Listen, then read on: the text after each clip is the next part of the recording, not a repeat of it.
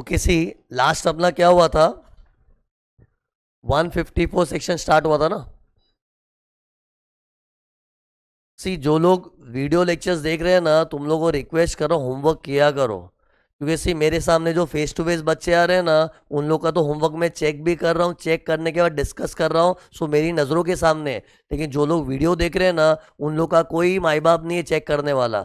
Means homework किया नहीं किया सब राम राज्य चल रहा है, तो ये गलती मत करना, भगवान देख रहा है। ओके, मैं तुमको भले नहीं देख पा रहा हूँ लेकिन भगवान देख रहा है। इससे इज्जत से ना हर लेक्चर जो होमवर्क असाइन किया जा रहा है, प्लीज होमवर्क किया करो, और उसके बाद मेरे अगले लेक्चर में जो होमवर्क का डिस्कशन हो रहा है देखा करो। Okay okay, now see section 154 में मैंने कल दो चीज पढ़ाई, सुनो। पहले तो मिस्टेक्स कैसी होनी चाहिए उसके बारे में बताया था, और मिस्टेक का मैंने क्या बताया, मिस्टेक पहले तो कहां पर है, ऑर्डर या इंटीमेशन। फिर कैसी है, अपेरेंट, नॉट डिबेटेबल, ऑब्वियस।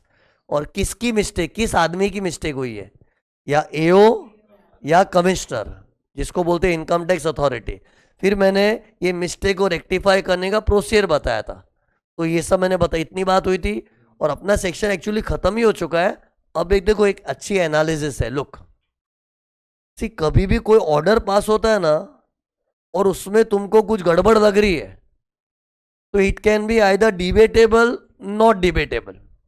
पहले बताओ ये ऑर्डर मतलब क्या, कौन सा ऑर्डर? अरे असेसमेंट के कौन से ऑर्डर आए अभी तक?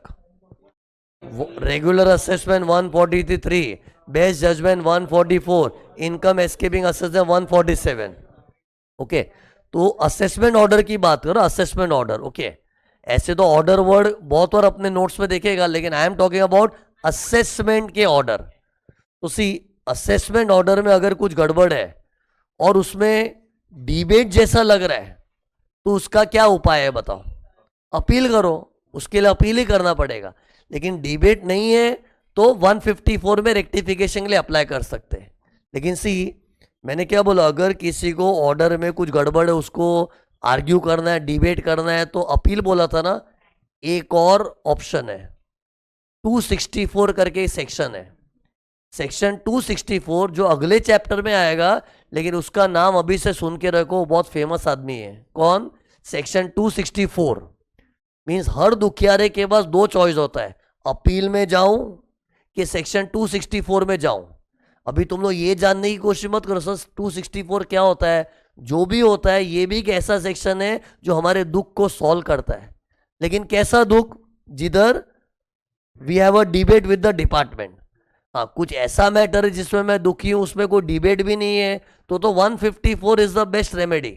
Okay, and in fact that is the only remedy. But अगर डिबेट करना है तो ये देखो, अपील या सेक्शन 264 दोनों में से कुछ भी कर सकते। इससे पता तुम लोग आर्टिकल में नोटिस करोगे, कई बार तुम लोग का सीए तुमको बोलेगा इसके लिए हम लोग अपील नहीं करेंगे, let's apply for section 264। How that section works I will have to explain at a later stage. Okay, in fact appeal भी कैसे वर्क होता है तुमको थोड़ी ना मालूम है। हाँ, अपील वर्ड सुना हुआ, लेकिन एक्चुअली कैसे प्रोसीड होता है वो सब तो नेक्स्ट चैप्टर में आएगा। अभी तुम लोग खाली इतना समझो ना कि एक असेसी का दो इलाज है, या तो अपील कर ले या 264। लेकिन ये तो क्या, अगर असेसी को डिबेट करना है तो कभी कभी क्या डिपार्टमेंट को डिबेट करना होता है। थोड़ा फनी लग रहा है, देखो ऑर्डर पास करने वाला डिपार्टमेंट है और उनको ही उस पर डिबेट करना है। सोचना, मैं इनकम टैक्स डिपार्टमेंट वाला हूं, मैंने ही अपने हाथों से ऑर्डर पास किया था और मुझे डिबेट करना ही ये गलत है। थोड़ा अजीब लग रहा है, लेकिन होता है। क्योंकि ऐसी इमेजिन मैं एओ हूं, मैंने अपने हिसाब से कुछ ऑर्डर पास करके छोड़ दिया था, फिर बाद में मालूम पड़ा नहीं ये गलत है, गलत मैंने ही किया है लेकिन गलत है। अब असेसी बोल रहा कुछ गलत नहीं है, तूने तो तेरे हाथ से ऑर्डर पास किया था, लेकिन मेरा नहीं गलत है। मतलब इसमें भी डिबेट हो रही है, गड़बड़ मैंने ही की थी और मैं ही डिबेट कर रहा हूं। क्यों? क्योंकि जब मैंने ऑर्डर पास किया था वो टाइम मेरे पास लिमिटेड डेटा था। अब थोड़े टाइम के बाद मेरे पास और कुछ इंफॉर्मेशन आई होगी, उससे मुझे लग रहा है यार मैं तो गड़बड़ कर दी, लेकिन वो गड़बड़ को असेसी अग्री नहीं कर रहा है, तो देयर इज अ डिबेट। तो उसका सॉल्यूशन क्या है? केस रीओपन करूंगा मैं 147। So 147 is a remedy for the department if they want to debate in the order passed by them. Okay. और 147 का से एक और ऑप्शन होता है सेक्शन 263, जो एक्चुअली सेक्शन 147 का भाई है। एक सेकंड रुको, एक सेकंड। ओके, तो सी क्या बात हो रही थी, ऑर्डर के अंदर कुछ गड़बड़ है, गड़बड़ एओ नहीं किया है। अब एओ गड़बड़ करने के बाद बोल रहा है नहीं ये तो गड़बड़ हो गई है, मैं इसको चेंज करना चाहता हूं, और एसएससी मान नहीं रहा है, तो देयर इज अ डिबेट। सो उसका इलाज क्या है, डिपार्टमेंट केस को रीओपन करता है। और रीओपनिंग के भी दो सेक्शन होते हैं, एक तुमको सिखा दिया गया है सेक्शन 147, और दूसरा 263 जो नेक्स्ट टॉपिक में आने वाला है, नेक्स्ट लेक्चर में नेक्स्ट टॉपिक के अंदर आने वाला। ओके, सो रीओपनिंग भी दो टाइप की होती है, 147 एंड समटाइम्स 263। ऑब्वियसली मन में तुम्हारे डाउट आएगा कि फर्क क्या है सर, वो फर्क तो वक्त आने भी बताऊंगा ना, अभी उसमें घुस जाऊंगा तो मुझे पूरा 263 पढ़ाना चालू करना पड़ेगा, जो खुद अपने आप में बड़ा सेक्शन है। अभी खाली एक रफ आइडिया रखो कि डिपार्टमेंट जो केस रीओपन करती है ना, उसके दो सेक्शन है, 147 एंड 263। और एसएससी को झगड़ा झगड़ी करना है तो दो जगह है, अपील या 264। But these are for debatable matters. But if the matter is not debatable, there is no argument for that. So whether assessee is aggrieved or department is aggrieved, the remedy is common, section 154. इधर देखो मैंने क्या लिखा है, common remedy for assessee and department section 154। सी तुम लोग को ना अभी इतने नॉर्मल लगा होगा, ये चार्ट है ना तुमको लगे मस्त चीज है यार, पूरा क्लियर है। ये तुमको अभी फीलिंग क्यों नहीं आ रही मालूम है, क्योंकि अभी तुम लोग क्या है, ना तो अपील का टॉपिक पढ़े हो, ना 264 पढ़े हो, ना 263 पढ़े हो, है ना। लेकिन ये सब जब पढ़ लोगे ना तब तुमको लगेगा यार ये गोल गोल घूम रहा है यार।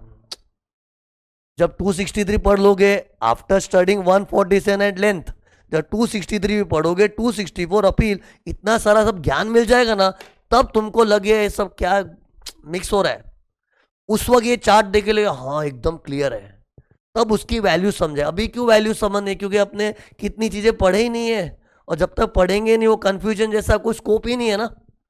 So trust me, this is most important chart. Okay, आज अगर कोई स्टूडेंट तुम्हारा फ्रेंड को भी सिखाना पड़े, उसको बोल, वो बोले 263 क्या होता है, 260 समझता है नहीं मेरे को, उसको ये बता दे, खुश हो जाएगा। Okay, so this is very important, तुमको अभी से ही बता के रख दिया है, ताकि क्या हर लेक्चर में तुम्हारा टेकअप लेता हूं ना, तो ये पूछते पूछते पूछते जब मैं एक्चुअली 263 264 तक पहुंचूंगा ना, तब तक ये तुम्हारे दिमाग में पहले से ही क्लियर रहेगा। तो there is no scope of confusion at a future date. Okay, so anyways 154 के सिलसिले में बात हुई है, but this was a general theory. 154 was in fact over yesterday only. Now मैंने तुमको क्या बताया था, अदर सेक्शंस के अंदर टोटल 4 चीज है। 154 डन, नेक्स्ट इज सेक्शन 156। ये देखो सेक्शन 156 क्या है, it is a section on notice of demand. ये सेक्शन सुनो क्या बोलता है, जल्दी सुनो। दिस सेक्शन सेज कभी भी कोई असेसमेंट खत्म होता है और उसके बाद असेसी से कुछ मांगना है, तो मांगने के लिए उसको नोटिस दो, और ये नोटिस देना मस्ट है, क्योंकि अगर ये नोटिस नहीं दिया ना तो हम जो मांगना चाह रहे असेसी देगा भी नहीं, और हम उसके ऊपर वसूली की कार्रवाई भी नहीं कर सकते। इंग्लिश में department can not initiate recovery proceedings. मतलब ये नोटिस देना बहुत जरूरी है। ये नोटिस में लिखा क्या होता है में, सर आपको 3 करोड़ रुपए देने हैं, 20 लाख रुपए देने, एक प्रिसाइज अमाउंट लिखा होता है जो आपको भरना है। ये देना बहुत जरूरी होता है। कि कब देते हैं, जब जब असेसमेंट अपना होता है। असेसमेंट कौन से होते हैं बताओ अपने, किसी का रेगुलर असेसमेंट होता है, किसी का बेस्ट जजमेंट, किसी का इनकम एस्केपिंग असेसमेंट होता है। बट हर असेसमेंट के अंत में कंक्लूजन ये निकलता है ना कि आपको इतने रुपए देने, तो रुपए देने वो उससे मांगने के लिए नोटिस देना पड़ता है। तुमको पता है, अब बच्चे को डाउट आना चाहिए, सर ये देने क्यों जरूरत है देने की। यू नो ये डाउट क्यों आ रहा है, क्योंकि सी तुम लोग ये असेसमेंट ऑर्डर को अच्छी तरह से समझोगे ना, तब तुमको डाउट आएगा कि सर ये असेसमेंट ऑर्डर में तो सारी कंप्यूटेशन होती है। सी ये जो लिखा है ना assessment order under 143 144, it has a detail computation, सब होता है। तो कैलकुलेशन देख के समझेगा कि असेसी को इतने रुपए देने हैं। तो जब असेसमेंट ऑर्डर के अंदर सब क्लैरिटी से कैलकुलेशन किया हुआ होता है, तो नोटिस और डिमांड अलग से क्यों देना पड़ता है। ये डाउट आना चाहिए तुमको, ब्रिंग द डाउट आउट। तो इसका आंसर देखो क्या है, ये असेसमेंट ऑर्डर जो होता है ना बहुत ज्यादा लेंदी होता है। कई बार कितने लोग का असेसमेंट ऑर्डर है ना 10-10, 15-15 पन्नों का होता है, और वो एकदम हाई फाई लीगल लैंग्वेज में लिखा होता है। और पता है असेसमेंट ऑर्डर में ना एओ और एसएससी के बीच में जो भी डिस्कशन हुआ होता है ना वो सब भी जॉट डाउन करते हैं। जैसे एओ को डाउट आया था कोई खर्चे के ऊपर, फिर एसएससी ने ये एविडेंस प्रोड्यूस किया था, पूरी कहानी लिखते हैं असेसमेंट की। इतना ज्यादा हाईफाई लीगल लैंग्वेज में लिखा पड़ी होता है ना कि एक लेमैन के बस की बात नहीं कि उसको समझ पाए। आज कोई नॉर्मल आदमी को बोलोगे ना ये ले तेरा असेसमेंट ऑर्डर 10-15 पेज का है, बोले क्या है समझता है नहीं भाषा हमको। और सोचो ना समझी में अगर वो टैक्स ना भरे तो नुकसान किसका, गवर्नमेंट का ना। इसलिए लॉ ने क्या बोला है, देखो पब्लिक से हम ये एक्सपेक्ट नहीं कर सकते कि असेसमेंट ऑर्डर जैसा हैवी डॉक्यूमेंट उन लोग समझ पाए। इसलिए एक सिंगल पेज होता है नोटिस और डिमांड का। नोटिस और डिमांड की खूबी क्या में एक छोटा सा सिंगल पेज ही होता है, उसमें स्पष्ट शब्दों में लिखा होता है कि आपको इतने रुपए देने हैं, ताकि क्या एक अनपढ़ गवार आदमी भी समझ जाए कि हमको इतना रुपया देना है। ये चक्कर में सिस्टम बना है। ओके, नहीं तो अगर असेसमेंट ऑर्डर एक ज्ञानी आदमी को तुम लोग ये पकड़ाओगे ना क्या असेसमेंट ऑर्डर, वो तो देख के ही समझ हाँ मेरे को इतना रुपया देना आ रहा है क्या। लेकिन हर इंसान थोड़ी ना ज्ञानी होता है, सब लोग थोड़ी सीए होते हैं। असेसी तो एक जनरल अनपढ़ गंवार पब्लिक भी होती है, तो ये देना इसलिए जरूरी है। लेकिन सी ये असेसमेंट ऑर्डर की तो एक पर्टिकुलर डेडलाइन भी है, लेकिन नोटिस और डिमांड की कोई टाइम लिमिट नहीं है। जैसे सी ये इसका डेडलाइन क्या बताओ, इसका 143, 144, 147 का डेडलाइन क्या है 12 मंथ्स है। 12 मंथ्स ही है ना, खाली 143, 144 में 12 months is from the end of A Y, but 147 में 12 months from the end of the year notice under section 148 was received by the SSC. But एक डेडलाइन है ना ऑर्डर पास करने की, लेकिन नोटिस और डिमांड का कोई पर्टिकुलर डेडलाइन नहीं है। तुम लोग एक्ट में ये सेक्शन खोल के देख लोगे ना, खाली ये सेक्शन इतना ही बोलता है ये नोटिस देना जरूरी है, एग्जैक्टली कब देना है कुछ बोला ही नहीं है। तो इस पे एग्जाम में 2-3 बार क्वेश्चन भी पूछा है। क्वेश्चन पता है इन लोगों ने कैसा बनाया कि ऑर्डर तो 12 महीने में पास हो गया था, लेकिन नोटिस और डिमांड 13वें-14वें महीने में इशू किया था। और बच्चों को टेस्ट करते ये ऐसा चलेगा क्या, चलेगा तो क्या वहां चलेगा ना, because there is no specific time of issuing notice or demand under section 156. It can be even issued after 12 months period, which is the deadline for completing the assessment. बाकी प्रैक्टिकली पता रियल लाइफ में ये लोग क्या करते हैं, assessment order के साथ ही अटैच करके दे देते हैं, ताकि भूल चूक में मिस हो गया तो इतना असेसमेंट में मेहनत किया सब वेस्ट गया ना। क्योंकि वो नोटिस और डिमांड नहीं देंगे ना तो गवर्नमेंट उससे रिकवरी नहीं कर सकती, इतना ज्यादा कंपल्शन है उसका। ये देखो नेक्स्ट पॉइंट वही है, it is compulsory to give this notice or demand. If not given, department cannot initiate recovery proceedings. Assessee खुद बोलेगा नहीं देने का जाओ टैक्स, असेसमेंट क्या क्या करूं, आपने नोटिस और डिमांड दिया मेरे को नहीं दिया ना तो क्यों भरूं। खैर इन लोग भूल चूक करते ही नहीं है, इन लोग इतने रोज का उनका काम है ना कि जैसे ही असेसमेंट होता है साथ में नोटिस और डिमांड अटैच करके देते हैं। लेकिन बाय चांस कभी नोटिस और डिमांड थोड़ा लेट भी दिया ना चलता है, because it has got no time limit for issuing. Okay, total देखो इस सेक्शन में ना 5 पॉइंट है, 3 पॉइंट खत्म भी हो चुके हैं। इंग्लिश से बोलना आएगा, फर्स्ट पॉइंट बोलो इंग्लिश में। After the assessment is completed, if any amount is due from the assessee it should be demanded by issuing a notice और डिमांड। मतलब पहले पॉइंट में क्या लिखना है बच्चों को कि जब भी असेसमेंट होता है असेसी से कुछ मांगना है तो मांगने के लिए नोटिस दो। ओके, फिर सेकेंड पॉइंट में क्या लिखना है, there is time limit for completion of assessment but there is no time limit for issuing notice और डिमांड। फिर नेक्स्ट पॉइंट में क्या लिखना है, इशूइंग नोटिस और demand is compulsory without which the department can not initiate recovery proceedings. अगला point, जैसे ही नोटिस और डिमांड मिलती है ना 30 दिन में टैक्स भरना पड़ता है। बाहर करो 30 दिन 30 दिन 30 दिन 30 दिन 30 दिन, कहां से गिनोगे, from the date of receipt of notice और डिमांड। जैसे तुमको नोटिस और डिमांड मिली 26 जुलाई को, तो 26 जुलाई का दिन छोड़ दो, अरे दिन तो अगले दिन से काउंट होता है ना, तो 26 जुलाई छोड़ो, अगले दिन से 30 दिन है, 30 दिन में अपने को टैक्स भरना ही पड़ेगा। और अगर 30 दिन में तुमने टैक्स नहीं भरा ना, वसूली भाई लोग तेरे घर पे आना चालू कर देंगे। कोई तुरंत नहीं आते, 30 दिन के बाद भी बेचारे पेशेंस रखते हैं उन लोग, 40 दिन 50 दिन वेट करते हैं, लेकिन उनको लग रहा है बंदे की नीयत लग नहीं रही है। फिर वसूली की कार्रवाई शुरू होती है, फिर अचानक वसूली भाई लोग घर पे आते हैं, भाई साहब आपको नोटिस और डिमांड दिया, आपने टैक्स नहीं भरा था, बोले भरता थोड़ी पैसों की तंगी, भरता हूँ। तो इन लोगों ठीक है चल कभी भरेगा, 10 दिन में भर देगा, हाँ भर दूंगा। फिर ऐसे इन लोग फॉलोअप करना चालू करते हैं, और उसमें अगर तुमने वसूली भाई लोग को ज़्यादा तड़पाया, ज़्यादा रखड़ाया, तो उन लोग मालूम है उनकी सटक जाती है, किसकी? वसूली भाई लोग की।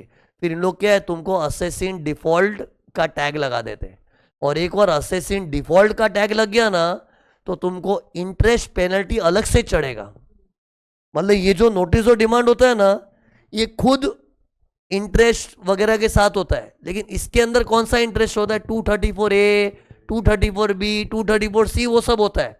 लेकिन तुमने वसूली भाई लोग को अगर ज्यादा रखड़ाया और उसने तुझे असेसिन डिफॉल्ट करार कर दिया, तो उसके बाद तो एडिशनल इंटरेस्ट चढ़ेगा under section 220 and penalty under section 221।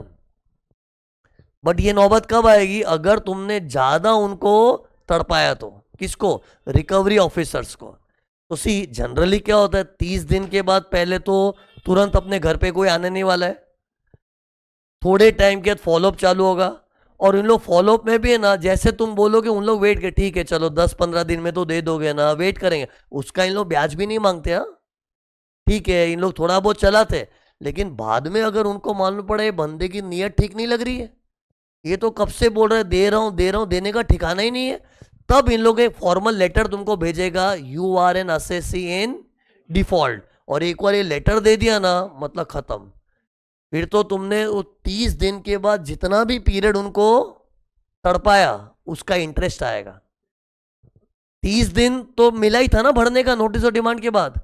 उसके बाद अगर तुमने जो भी मंथ्स लिए थे, हर मंथ का 1% interest, part of the month, full month. जैसे मान लो वो 30 दिन जो भरने के मिले थे, वो 6 जून को खत्म हुए थे। अरे 30 दिन जो नोटिस और डिमांड के भरने का मिला था ना, वो 6 जून को खत्म हुआ था, और तुमने दिया ही नहीं, तो जून से मीटर चालू। और 6 जून है तो ठीक है, part of the June is also full June, तो जून गिन लो, जून जुलाई अगस्त सितंबर, चलते रहेगा मीटर जब तक कि तू भरेगा नहीं। और एवरी मंथ का rate of interest is 1% per month.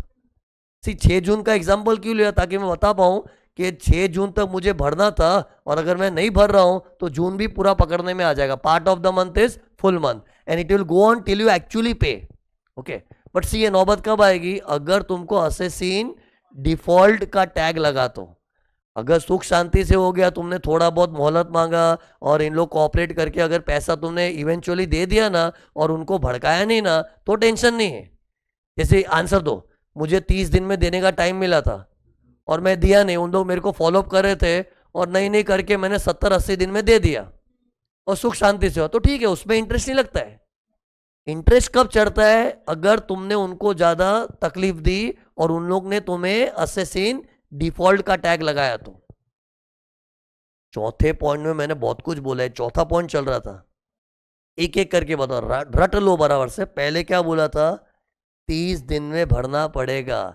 जैसे ही नोटिस और डिमांड मिली, वो दिन को बेस लेना है, वो दिन को मत गिनना, अगले दिन से 30 दिन में वी हैव टू पे द टैक्स। फिर और क्या बोला था? अगर नहीं भरा तो रिकवरी प्रोसीडिंग शुरू हो जाएगी। और रिकवरी प्रोसीडिंग 30 दिन के बाद कब चालू करनी, वो उनका लुकआउट है। कितने लोग का तो क्या 30 का 40, 50, 60, 100 दिन भी हो गए, उन लोग रिकवरी के लिए आ भी नहीं रहे, वो उन लोग अपने टाइम के हिसाब से निकलते राउंड पे। बट असेसी को डरा हुआ रहना चाहिए कि अभी वसूली भाई लोग कभी भी मेरे घर आ सकते हैं।